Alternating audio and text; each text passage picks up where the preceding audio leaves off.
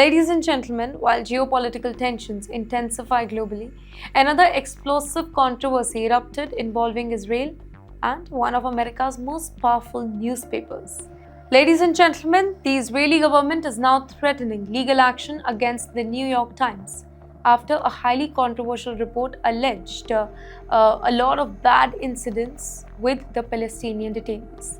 The article, written by a very prominent communist, Nicholas Kristof, he described the testimonies from the Palestinians who claimed that they were, treated very badly by the settlers, by the soldiers, by the prison guards. The allegation, it triggered immediate outrage and political debate as well, but inside Israel this time.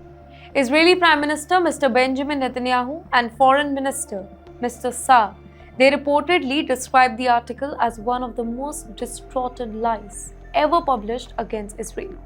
Israeli officials accused the newspaper of relying on unverified testimonies connected to Hamas-linked network. And in the meantime, the newspaper defended its reporting very strongly and described the legal threat as part of a broader attempt to intimidate journalism that is very critical of Israeli policies. And you know what? This controversy, it matters far beyond one newspaper article, because information itself has now become a battlefield in modern conflict. Every image, testimony, investigation, and headline, it can influence global public opinion. Governments do understand this very carefully, and that is why media narrative now plays a huge role in international diplomacy, protest, sanction pressure, and even military strategy.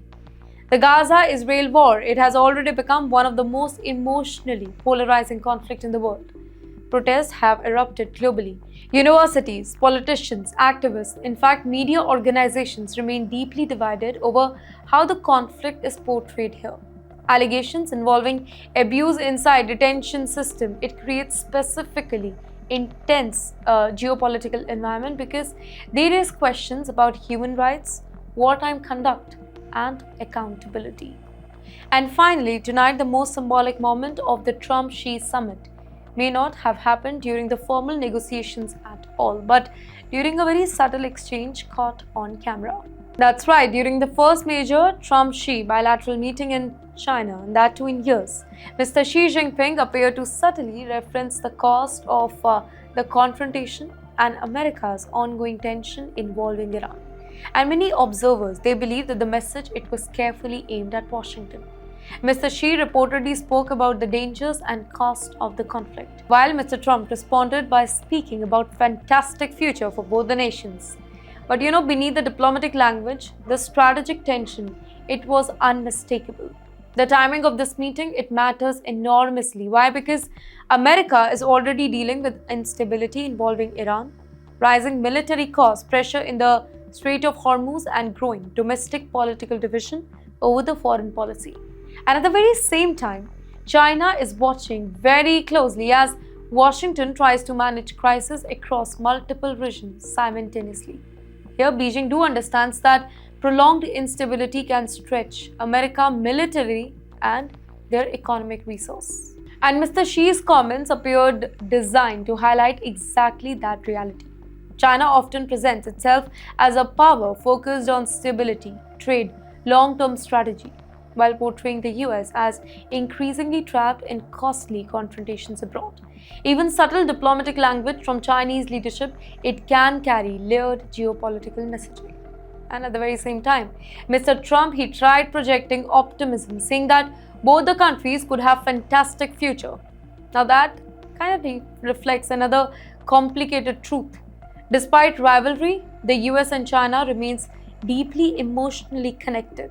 American companies depend heavily on Chinese manufacturing. China depends heavily on access to the global market and stable trade route. Neither side wants direct confrontation, but neither side wants to appear weak.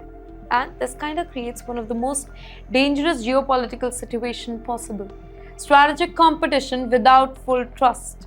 America and China are competing economically, militarily, technologically, and diplomatically at the same time. Taiwan remains a major flashpoint. Artificial intelligence and semiconductor wars are intensifying. Trade tensions continue, and even the Iran conflict is becoming part of a broader US-China rivalry. So in the end, tonight the world, it feels increasingly multipolar, unstable, interconnected. A crisis in West Asia affects energy markets in Asia. US-China tensions affects global trade. Drone warfare changes military planning everywhere. Undersea cables suddenly become strategic assets, and the world leaders are carefully signaling power through symbolism, diplomacy, and public messaging.